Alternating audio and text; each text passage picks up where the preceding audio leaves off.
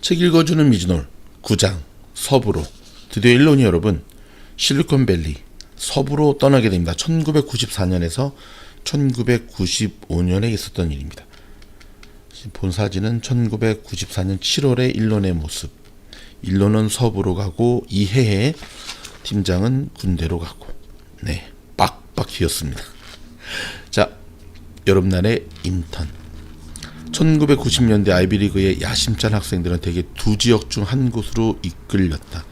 월스트리트 은행 및 법조계의 황금빛 세계를 쫓아 동부로 향하거나 실리콘밸리의 기술 및 유토피아주의 및 기업가적 열정이 넘치는 서부로 향했다. 펜실베니아 대학생이던 머스크는 월스트리트로부터 높은 보수의 인턴십을 제안받았지만 금융 분야에서는 흥미를 느끼지 못했다. 그는 은행이나 변호사가 사회에 기여하는 바가 크지 않다고 생각했다. 게다가 경영학 강의실에서 만난 학생들도 마음에 들지 않았다. 그보다 그는 실리콘밸리에 끌렸다. 1990년대는 어떤 환상에든 닷컴을 붙이면 샌딜로드의 벤처 캐피털리스트들이 포르쉐에 올라 굉음을 올리고 수표를 흔들며 찾아오길 기다릴 수 있는 합리적인 풍요로움이 넘쳐나던 시절이었다. 머스크는 펜실베니아 대학교 3학년에서 4학년 올라가던 1994년 여름 두 곳의 인턴십 자리를 얻어 전기차와 우주, 비디오 게임에 대한 자신의 열정을 마음껏 충족시킬 수 있는 기회를 누렸다. 주간에는 20명으로 구성된 피나클 연구소에서 일했는데 국방부와 적당한 규모의 계약을 맺고 연구소 설립자이자 개발한 슈퍼 캐패시터를 연구하는 곳이었다. 캐패시터는 순간적으로 발생한 전하를 모았다가 빠르게 흘려보낼 수 있는 저장 장치로 피나클 연구소는 전기차와 우주 기반 무기에 에너지를 공급할 수 있을 만큼 강력한 캐패시티를 만들 수 있다고 믿었다. 머스크는 여름이 끝날 무렵에 펜실베니아 대학교의 한 강좌에 제출한 논문에 이렇게 썼다.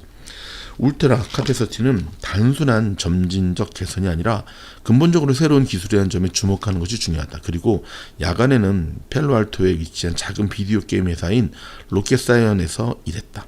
어느 날 저녁 그의 회사에 찾아와 여름방학 동안 일하게 해달라고 요청하자 회사에서는 자체적으로 해결하지 못하고 있던 문제 하나를 그에게 던졌다. 컴퓨터가 CD롬에 저장된 그래픽을 읽으면서 동시에 화면에 아바타를 움직일 수 있도록 멀티태스킹을 수행하게 만드는 문제였다. 머스크는 인터넷 게시판을 통해 다른 해커들에게 도스를 사용하여 바이오스와 조이스틱 리더를 우회하는 방법을 물었다. 선배 엔지니어들 그 중에 누구도 이 문제를 해결하지 못하고 있었는데 내가 2주 만에 해결했죠. 머스크의 말이다. 깊은 인상을 받은 그들은 머스크에게 정직원으로 일하라고 권했지만 미국의 취업 비자를 받으려면 졸업부터 해야 했다. 그리고 그는 그곳에서 한 가지 사실을 깨달았다. 자신이 비디오 게임을 광적으로 사랑하고 게임을 만들어 돈을 벌 수 있는 기술도 있지만 그것이 자신의 인생을 보태는 최선의 방법은 아니라는 사실이었다. 나는 세상에 더 많은 영향력을 행사하고 싶었어요. 그의 말이다. 대륙 횡단 여행. 1980년대 한 가지 안타까운 트렌드는 자동차와 컴퓨터가 철저히 폐쇄된 기기로 변모했다는 점이다. 1970년대 후반 스티브 워즈니악이 설계한 애플2는 내부를 열고 만지작거리는 것이 가능했지만 1984년 스티브 잡스가 만든 맥킨토시는 그렇게 하는 것이 거의 불가능했다. 마찬가지로 1970년대 그 이전의 아이들은 자동차 보닛 아래를 뒤지고 카브레타를 만지작거리고 점화 플러그를 교체하고 엔진 성능을 강화하면서 자랐다. 그들은 자동차의 밸브들과 엔진 오일에 대한 손끝 감각을 가지고 있었다. 이러한 실습 정신과 자가 조립 사고방식은 라디오와 텔레비전에도 작용하여 원한다면 진공관을, 그 외에는 트랜지스터를 교체하며 회로기관의 작동 원리를 파악할 수 있었다. 전자기기들이 완전히 봉합된 상태로 판매되는 추세가 이어지면서 1990년대에 성인이 된 대부분의 기술자들은 하드웨어보다 소프트웨어에 더 많은 관심을 가졌다. 납땜 인도의 달콤한 냄새는 몰랐지만 코드를 작성해 회로를 작동하는 법을 잘 알고 있었다. 머스크는 달랐다.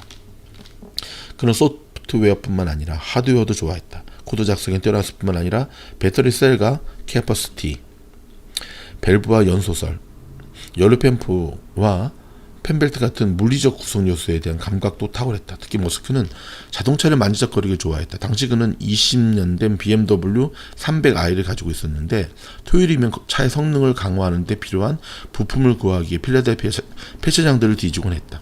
머스크의 차에는 4단 변속기가 장착돼 있었지만 BMW에서 5단 변속기를 만들기 시작하자 머스크는 직접 자신의 차를 업그레이드하기로 결심했고 동네 정비소에서 리프트를 빌려와 몇 개의 끼움새를 설치하고 약간의 연마 작업을 거쳐 4단 기어차에 5단 변속기를 장착할 수 있었다. 그랬더니 차가 정말 기똥차게 잘 나가더군요. 그의 회상이다. 일론과 킴벌은 1994년 여름방학 인턴십이 끝났을 때 팔로알토에서 필라델피아까지 그 차를 몰고 돌아왔다. 우리 둘 다 대학생활이 지겨웠던 터라 서둘러 돌아가고 싶지 않았어요. 그래서 3주 동안 차를 타고 여기저기로 돌아다니며 여행을 했어요. 킴벌의 회상이다. 차는 계속 고장이 났다. 콜로라도 스프링스에서 차가 고장이 났을 때는 인근 정비소로 차를 가져갈 수 있었는데 그렇게 수리하고 나선 길에서 다시 고장이 났다. 그들은 차를 화물차 휴게소에 옮겨놓고 직접 수리하기로 했다. 머스크는 전문 정비공이 했던 모든 작업을 그대로 되짚어가며 차를 고치는 데 성공했다. 머스크는 그 차로 당시 학교에서 만나 사귀던 제니퍼 퀸과 여행을 떠나기도 했다. 1994년 크리스마스 연휴 동안 두 사람은 필라델피아에서 킴버리 재학 중이었던 퀸스 대학교로 차를 몰고 간 다음 그곳에서 다시 어머니를 만나러 토론토로 향했다. 머스크는 토론토에서 제니퍼에게 부드러운 초콜릿 에메랄드가 박힌 작은 금목걸이를 선물했다. 제니퍼는 25년 후 이 목걸이를 온라인 경매에 내놓으며 이렇게 말했다.